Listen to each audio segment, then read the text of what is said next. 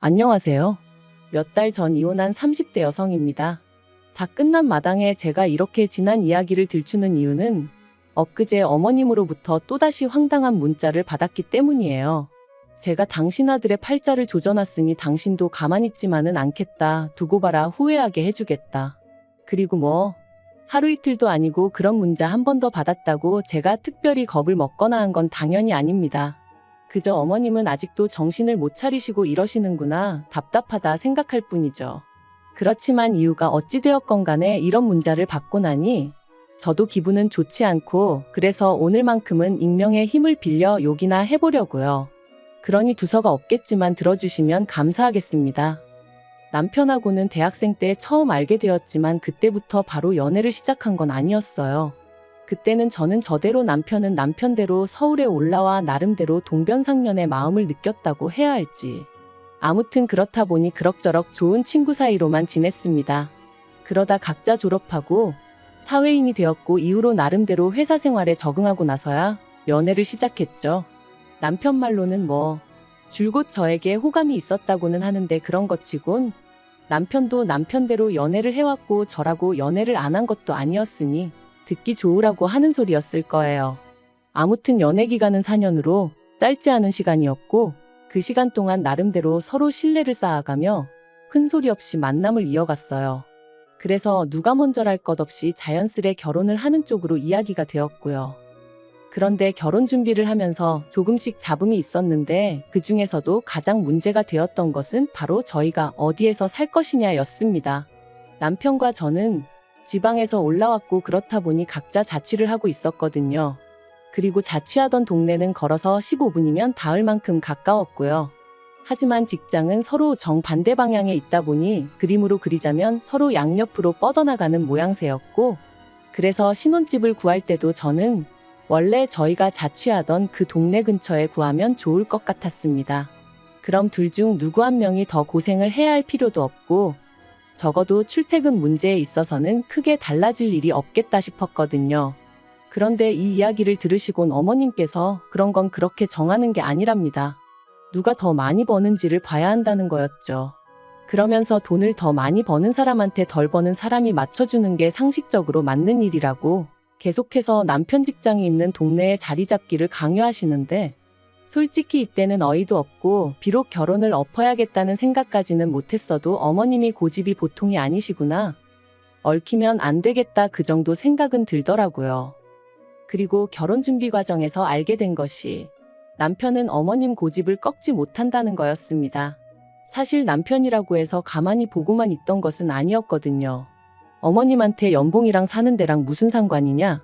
연봉이 적으면 덜 피곤하냐 그러면 신우는 편의점 아르바이트 하면서 겨우 그 돈 벌어오는데 그럼 걔는 하나도 안 피곤한 거냐? 하지만 어머님은 그런 남편에게 왜 가만히 있는 여동생을 끌어들이냐고 욕이나 잔뜩 하셨지. 당신의 논리가 틀렸다는 건 결코 인정을 하지 않으셨어요. 그리고 그런 어머님 때문에 힘들어하는 남편을 보고 있으니 제 마음도 결코 편하진 않았죠. 그래서 제가 정말 양보하고 이해하는 마음으로 남편 직장에서 10분 거리에 있는 아파트에서 신혼살림을 시작하기로 했습니다. 그런데 그렇게 식을 올리고 한 달도 안 돼서 정말 황당한 소식을 들었습니다. 저희 동네로 어머님이 이사를 오신다는 얘기였죠. 남편이 서울살이를 10년 넘게 하는 동안에도 고향에서 지내시던 분이 갑자기 신우까지 데리고 서울로 이사를 하신다니 이유를 불문하고 황당하단 생각밖에 안 들대요. 남편도 저만큼이나 당황한 기색이었던 걸로 봐서는 막말로 자기들끼리 짜고 생쇼를 하는 것 같지는 않았어요. 아무튼 그래서 남편도 아닌 게 아니라 어머님한테 갑자기 무슨 이사냐고 물어봤다는데 어머님 말씀이 당신이 앞으로 살면 얼마나 살겠냐며 지금이라도 자식 옆에서 오순도순 살고 싶다. 손주도 태어나면 봐줘야 할 거 아니냐 뭐 그러시더랍니다. 거기다 대고 남편이나 저나 무슨 말을 할 수 있었겠어요. 특히 막 시집왔던 저는 정말 당혹스러웠지만 말 그대로 찍소리도 못했죠 뭐. 그리고 그때부터 저는 정말 크고 작은 일들로 어머님에게 시달리기 시작했는데 그 중에서도 저를 제일 환장하게 했던 건 바로 저녁 식사 문제였습니다. 어머님이 하도 고집을 부려서 제 통근 시간이 늘어난 건데 어머님은 그런 건 안중에도 없으셨는지 왜 제가 남편보다 퇴근이 항상 늦는 거며 그래서 당신 아들이 제때 저녁을 못 먹지 않냐고 얼마나 잔소리를 해대셨는지 몰라요. 일주일에 두세 번, 그것도 꼭 연락도 없이 멋대로 식사 시간에 찾아오셔서는 당신도 한 끼 얻어먹고 가려고 왔다 하시면서 말이죠. 그런데 그런 상황이 자꾸 반복되니까 솔직히 저도 화가 나대요. 막말로 제가 전업주부도 아니고 둘이 맞벌이 하는 거 뻔히 하시면서 왜 자꾸 저만 들들 볶으시나 싶은 게. 그래서 남편더러 앞으로 저녁 시간 되면 당신이 어머님 댁에 가서 얻어먹고 오라고 했어요. 어머님 말씀대로 10년 넘는 세월 동안 떨어져 지내다가 이제라도 가까이 지내게 되었으니 옆에 끼고 밥도 챙겨 먹이시고 하면 좀 좋겠냐고요. 그랬더니 남편이 저더러 너도 참 그렇다 하는데 이때 처음 남편이 완벽하게 제 편은 아닌가 하는 생각이 들더라니까요. 그리고 더 웃긴 건 그렇게 남편이 몇 번 가니까 어머님이 저한테 더 심하게 화를 몇 번 내시더니 급기야는 이렇게 가정에 소홀할 거면 회사를 관두랍니다.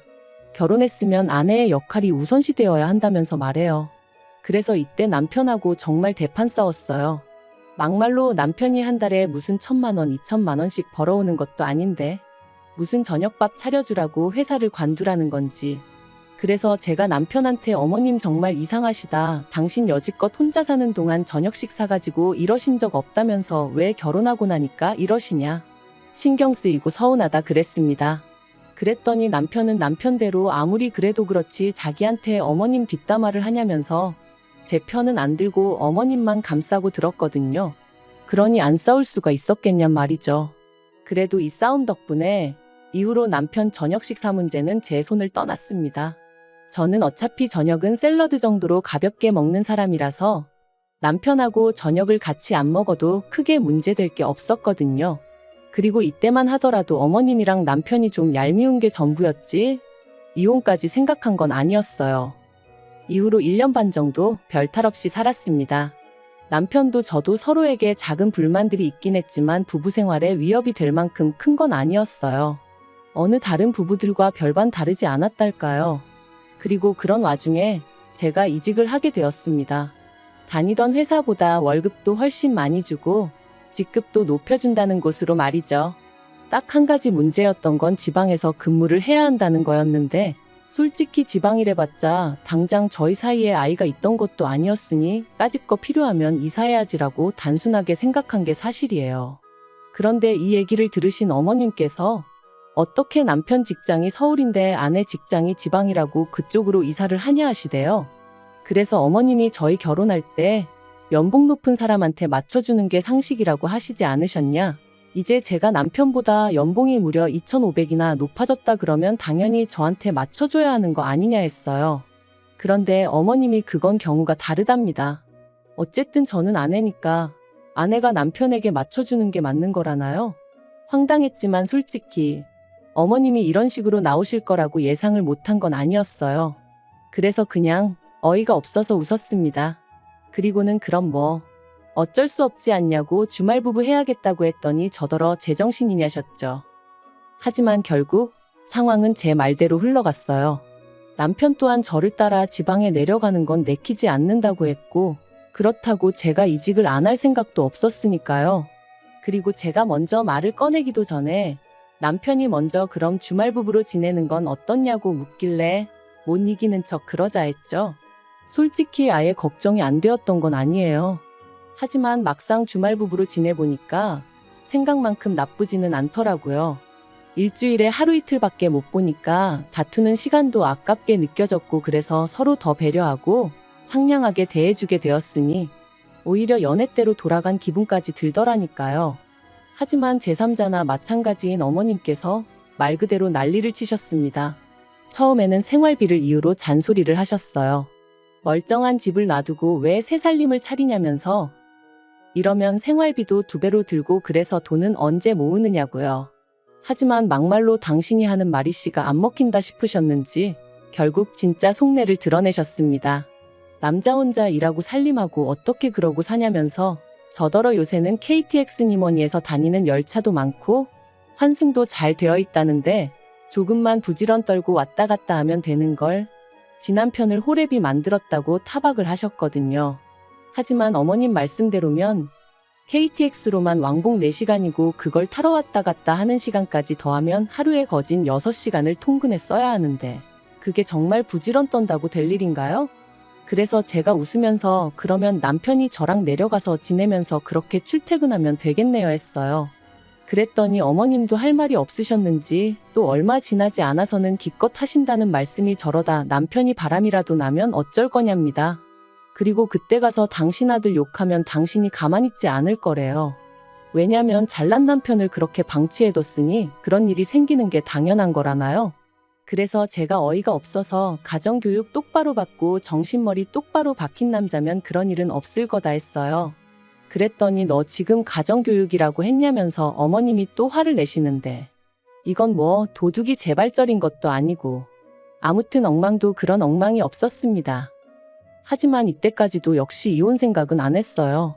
어머님이 말도 안 되는 말씀을 하시면 저도 지지 않고 한마디씩 받아치고 그런 과정이 스트레스의 연속이긴 했지만 서로 다른 사람들이 만나서 가족이 되었으니 이 또한 맞춰가는 과정이다 생각하고 어떻게든 그러려니 하고 넘기려고 했었죠. 하지만 역시나 사람 일이라는 게 저 혼자 노력한다고 해결되는 게 아니더군요. 결국 어머님은 말 그대로 선을 넘으셨고 남편은 그래도 팔은 안으로 굽는다더니 그런 어머님 편을 드느라 제 입장 따윈 안중에도 없었어요. 그래서 제가 이혼을 결심하게 된 거고요. 사건의 발단은 이랬습니다. 어느덧 남편도 저도 주말부부 생활에 익숙해져 가던 올해 초 남편이 교통사고를 당했다며 연락을 해왔어요. 다행히 어디 크게 다친 건 아니었지만 그래도 병원에서 한 일주일 정도는 입원을 하는 편이 좋겠다고 안내를 받았다면서 말이죠.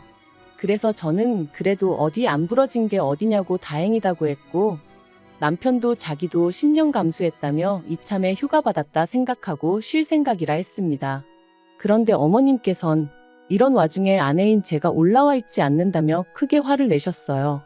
그래서 제가 어머님께 제 사정을 설명했습니다.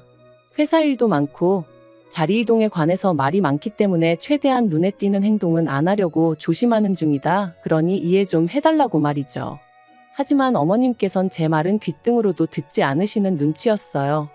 아내가 돼서는 남편이 제일이지 돈에 환장을 했냐.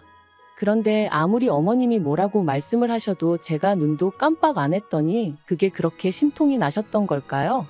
급기야 어머님이 저희 회사에 전화를 하셨습니다.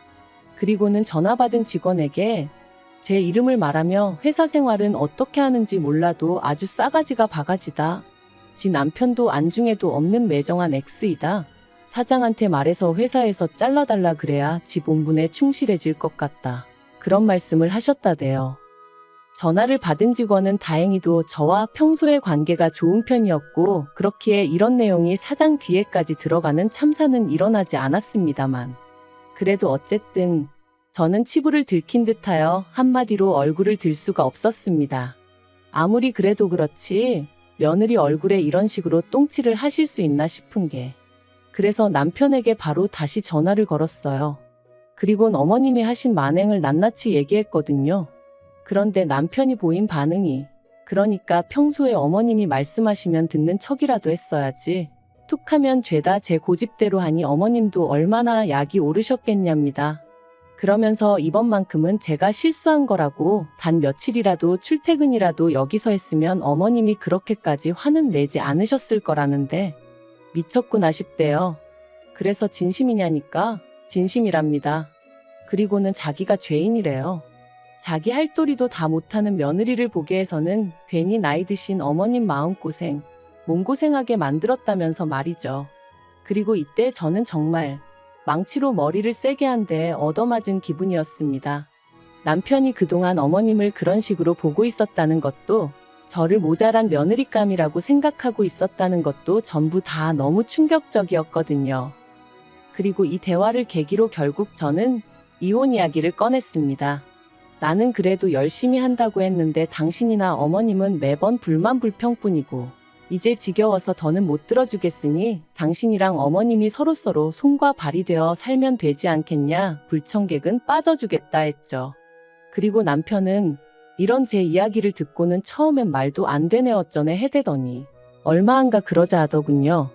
어차피 주말부부로 지내는 한 사이가 회복되긴 어려울 것 같다면서 말이에요.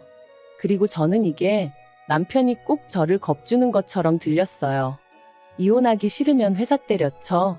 우리 엄마 말 좀 잘 들어 뭐 이런 식으로요. 그래서 더더욱 남편이 싫어졌고 이혼의 확신을 갖게 되었죠. 결혼 기간도 짧고 아이도 없어서 이혼을 결심하고 나니 나머지 일은 정말 빠르게 진행되었습니다. 집 정리하고 남편은 어머님하고 신우가 사는 집으로 들어갔고 저는 뭐 크게 달라진 건 없었네요. 아, 그런데 웃긴 건 이혼 이후로 걸핏하면 어머님한테 연락이 와요. 하루는 잘 생각해보라 구관이 명관이다 뭐 그런 말씀을 하시기도 하고 또 하루는 너 하나 때문에 내 아들 인생도 내 인생도 다 꼬였다. 전부 다 물어내라 그런 말씀도 하시고 솔직히 보고 있으면 웃겨요. 도대체 며느리란 존재를 뭐로 생각하셨던 걸까 싶어서 말이죠. 옆에 끼고 아무 때나 부려먹을 수 있는 하녀? 아니면 뭐 어머님 대신 어머님 아들 어르고 걷어먹일 유모? 뭐 그 정도로 생각하신 건 아니었는지.